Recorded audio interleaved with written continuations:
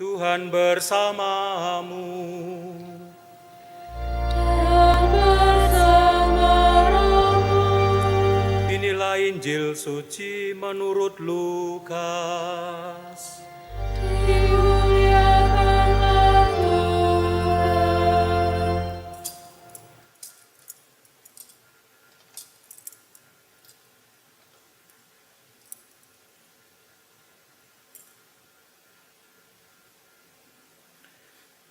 Ketika Yohanes tampil di Sungai Yordan, banyak orang menanti-nanti dan berharap, dan semuanya bertanya dalam hati tentang Yohanes, kalau-kalau ia adalah Mesias. Karena itu Yohanes berkata kepada semua orang itu, "Aku membaptis kamu dengan air, tapi Dia yang lebih berkuasa daripada aku akan datang, dan membuka tali kasutnya pun aku tak layak. Ia akan membaptis kamu dengan Roh Kudus dan dengan api."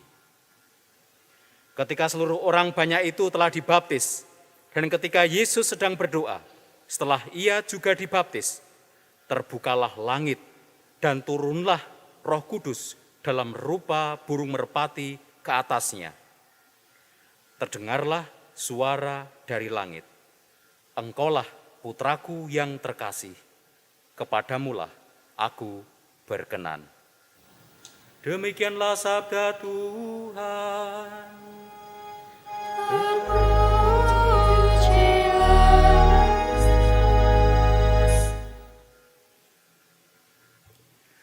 Selamat sore Bapak, Ibu, Suster, Bruder, baik yang ada di gereja ini maupun yang mengikuti Ekaristi secara daring di tempat Anda masing-masing. Hari ini kita bersama-sama merayakan pesta pembaptisan Tuhan. Tentu dengan perayaan pesta pembaptisan Tuhan ini kita diajak untuk melihat kembali bagaimana kita memaknai baptis. Saya yakin semua yang hadir di sini maupun yang mengikuti misa dari rumah adalah entah orang yang sudah dibaptis atau yang ingin dibaptis. Dua-dua itu. Sudah dibaptis atau ingin dibaptis. Sudah dibaptis itu bisa dibaptis semenjak masih kecil, masih bayi umur berapa bulan, atau baptis dewasa. Dan Anda yang saat-saat ini sedang mempersiapkan untuk menerima baptis. Tadi saya dari pengumuman mendengar bahwa tanggal 11 akan ada baptisan di gereja ini. Lewat bacaan-bacaan yang kita dengar, kita diajak kembali untuk merenungkan apa sebenarnya makna baptis bagi kita. Apakah baptis itu hanya sekedar satu peristiwa, satu ritual yang harus diikuti supaya sah menjadi orang Kristen atau Katolik? Atau apa? Ataukah baptis itu lebih suatu, dalam refleksi saya adalah suatu janji. Janji untuk hidup seturut dengan yang dikehendaki oleh Allah sendiri. Bacaan-bacaan yang kita baca dan kita dengarkan hari ini berfokus tentang apa makna baptis seperti yang diharapkan dan dipahami oleh gereja. Yang pertama tentu baptis berarti hidup baru bersama Allah. Baptis artinya kita hidup secara baru bersama Allah. Di dalam bacaan pertama dari pembacaan kitab Yesaya, pada mendekati Yesaya bagian akhir sudah bab 40. Yesaya itu menarik karena ditulis pada masa-masa pembuangan dan setelah pembuangan. Jadi mereka melihat kembali pengalaman negatif hidup sebagai orang Israel dari kacamata baru. Melihat pengalaman sebagai bangsa yang dijanjikan oleh Tuhan, kamu akan menjadi besar, terus mak plekutik. Mak plekutik itu apa ya? Ya plekutik. Gitu ya. Harusnya besar kok malah hancur secara politik. Dibuang. Harga dirinya tidak mendapat tempat lagi.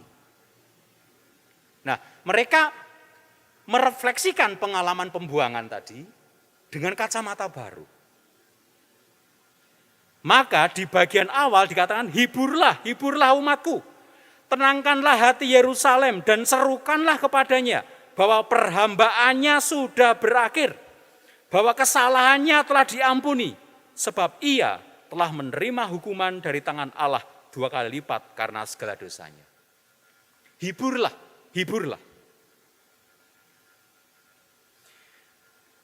Ketika menghadapi orang yang sedang kalut, orang yang sedang putus asa karena dibuang, Yesaya mewartakan penghiburan. Dan Allah dikatakan tidak jauh. Lihat, itu Allahmu. Lihat, itu Tuhan Allah. Ia datang dengan kekuatan dan dengan tangannya ia berkuasa. Lihatlah, mereka yang menjadi upah jeripayanya ada bersama-sama dia dan mereka yang diperolehnya berjalan di hadapannya. Bacaan pertama saya akan menekankan bahwa walaupun hidupmu itu sedang kacau balau, sedang runtuh, sedang ambyar,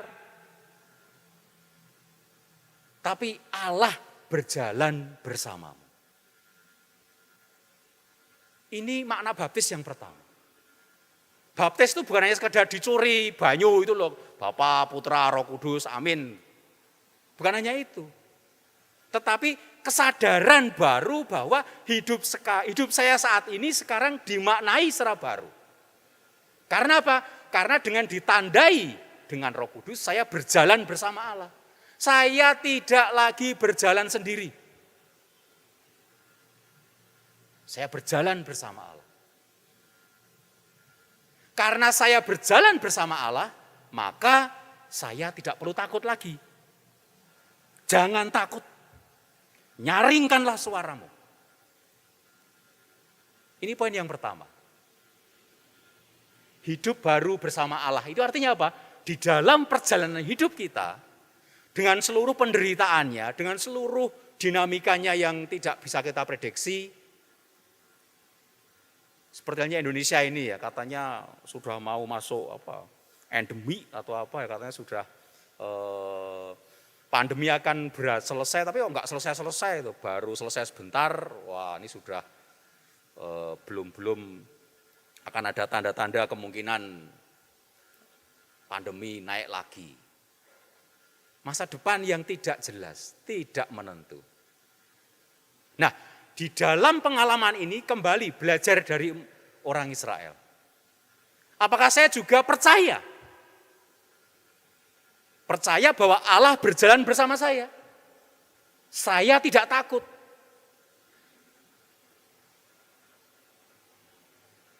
Di hadapan seluruh dinamika hidup, saya percaya. Nah, inilah poin pertama dari baptis. Kita hidup baru bersama Allah.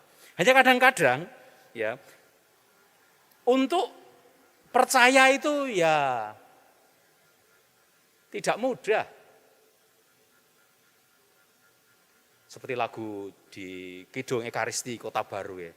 Tuhan ajar kami untuk percaya saat kami hadir dalam gelombang bimbang. Karena itu, ajar kami untuk percaya. Tanpa kepercayaan enggak ada gunanya. Bikin tanda salib itu. Ketika Anda membuat tanda salib, itu mengingatkan kembali bahwa hidup saya itu ditandai oleh Allah Bapa, Allah Putra, Allah Roh Kudus. Amin. Ketika bilang amin ya bukan hanya oman amin, oman amin. Amin itu artinya amin, ya saya percaya. Tapi itu yang sulit kadang-kadang dalam hidup kita ini. Untuk percaya sungguh bahwa hidup saya itu diperbarui oleh Allah, didayai oleh Allah. Karena memang pergulatan hidup kita dan Bapak Ibu mengalami sendiri dalam hidup berkeluarga, dalam hidup bermasyarakat. Sulit, pergulatannya itu begitu berat kadang-kadang. Sehingga kita bertanya, Allah itu di mana? Nah, baptis itu adalah momen di mana kita menyadari hidup saya diperbarui oleh Allah. Ada satu kisah kecil ini ya. Ada seorang bapak-bapak yang hidupnya tidak baik ya, dia pemabuk, suka memukuli istri, KDRT, meninggalkan anak, segala macam. Nah, suatu saat akhirnya karena hidupnya kacau dia meninggal. Mungkin karena hidupnya enggak jelas. Meninggal karena dia orang Katolik, kemudian dimisahkan. Nah, ketika khotbah, Romo itu berkata, ya saudara-saudara, saat ini kita telah kehilangan seorang saudara kita yang hidupnya selalu diberkati oleh Allah. Dia berjalan bersama Allah, dia mencintai istrinya, anak-anaknya, segala macam. Ketika Romo khotbah bersemangat itu, si istrinya bertanya kepada anaknya, "Lek dicek sing mati bapakmu apa uduk?" Karena merasa bahwa hidup ketoke uripe ra kaya ngono gitu. Kadang-kadang ketidakpercayaan itu menjadi penghalang kita untuk berani melangkah, berani percaya, berani untuk maju. Ini yang pertama. Yang kedua adalah dibaptis itu seperti halnya tema Ekaristi ini. Menjadi undangan terlibat dalam karya keselamatan Allah. Saya menjadi rekan seperjalanan. Kita menjadi komunitas. Dibaptis itu artinya bersama-sama menjadi komunitas. Rekan seperjalanan. Yang percaya pada Allah. Maka baptis itu selalu berciri diterima di dalam komunitas. Komunitas yang percaya. Baptis tidak berarti hidupnya dewe-dewe, tidak. Justru baptis itu menjadi anggota komunitas. Menjadi satu kawanan. Dan kalau kita lihat peristiwa pembaptisan Tuhan adalah awal dari karya Yesus. Tidak hanya sekedar setelah dibaptis, terus Yesus turu-turu wae, tidak. Setelah dibaptis, Yesus berkarya. Membangun komunitas. Tidak hanya 12 rasul, tetapi mengumpulkan banyak orang. Banyak orang itu kemudian ada kelompok lebih eksklusif yang 70 orang. 70 orang itu lebih eksklusif lagi ada namanya 12 orang. Wakil dari gambaran dari 12 suku Israel. Baptis artinya kita menjadi bagian dari komunitas. Maka peristiwa baptis kalau kita lihat itu selalu diterima di dalam komunitas. Berjalan bersama.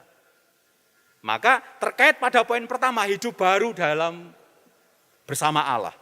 Hidup baru bersama Allah itu kita tidak berjalan sendiri. Kita berjalan bersama. Komunitas yang saat ini ada di tempat ini, ataupun komunitas maya di internet yang Anda mengikuti dari rumah, tapi kita adalah komunitas. Kita bersama-sama sebagai murid-murid Kristus. Maka kalau kita melihat dua hal itu, saya merasa bahwa sekali lagi bahwa baptis itu bukan sekedar ritual. Kalau baptis hanya sekedar ritual, tidak ada artinya. Ritual ngecorke banyu tadi tidak ada artinya. Baptis adalah suatu komitmen. Suatu janji yang setiap hari kita usahakan untuk tepati. Pun kalau kita jatuh, kita gagal, kita membangun komitmen kembali. Untuk selalu hidup bersama Allah dan hidup bersama saudara-saudara seiman. Nah, di dalam proses menghidupi ini, keluarga itu memang menjadi suatu hal yang sangat penting. Keluarga ini menjadi tulang punggungnya. Saya senang melihat sekarang sudah mulai beberapa anak-anak itu ikut misa offline.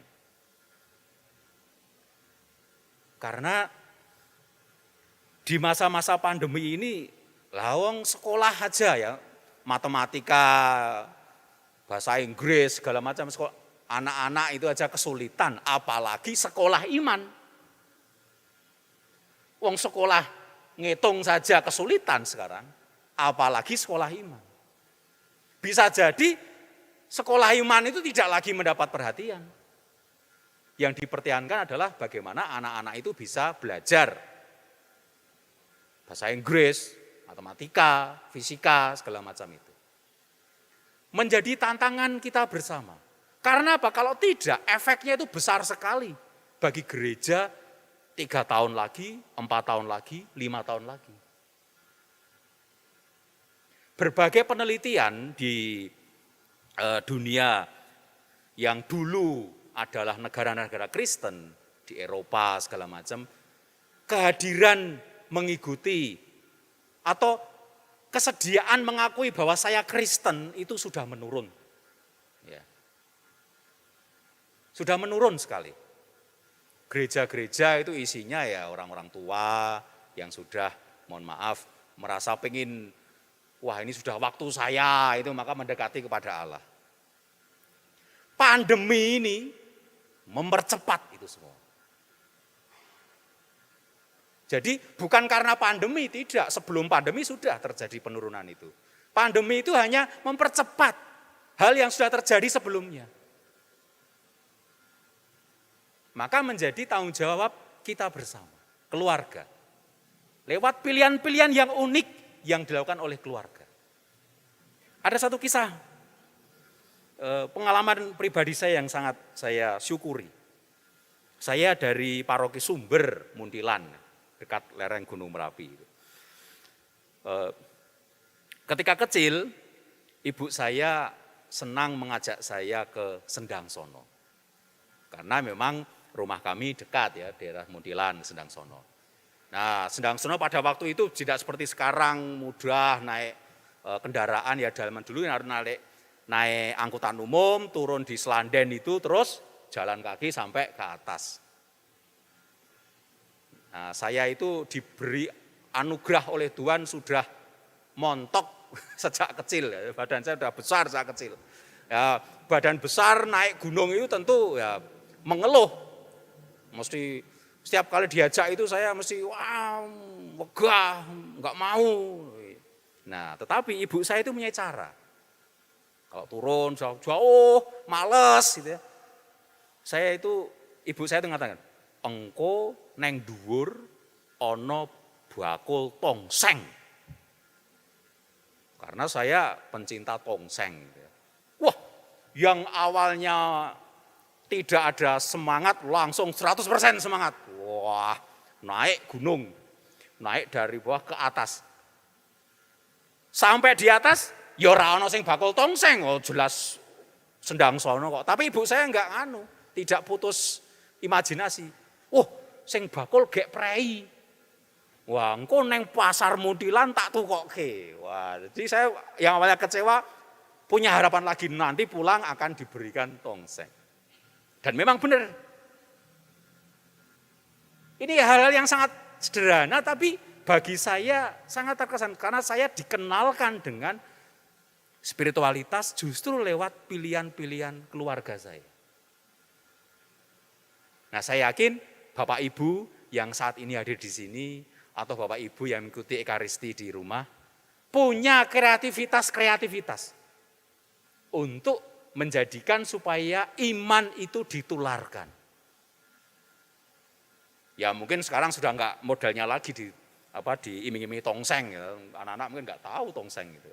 Tetapi yang utama adalah bagaimana kita menyapa generasi muda, anak-anak remaja itu supaya tetap ingat apa arti percaya. Karena merekalah masa depan gereja. Kita mungkin akan berakhir ya 10 tahun, 20 tahun, 30 tahun lagi. Tapi mereka masa depan gereja. Maka jangan sampai pandemi ini memupuskan semangat untuk menularkan iman. Dan dalam hari ini keluarga-keluarga Kristiani menjadi tulang punggungnya. Ketika tidak lagi bisa sekolah minggu, ketika tidak lagi pada pelajaran agama, siapa lagi kalau bukan kita, Bapak Ibu, kakak, adik, yang mencoba membagikan pengalaman iman kepada generasi muda kita. Marilah kita mohon supaya kita semakin hari semakin percaya bahwa Allah berjalan bersama kita. Hidup kita diperbarui bersama Allah karena baptis. Dan karena itu kita menjadi komunitas yang percaya. Dan keluarga menjadi tulang punggung untuk mewartakan iman kita kepada setiap orang, terutama kepada anak-anak yang menjadi tugas kita untuk kita didik. Amin.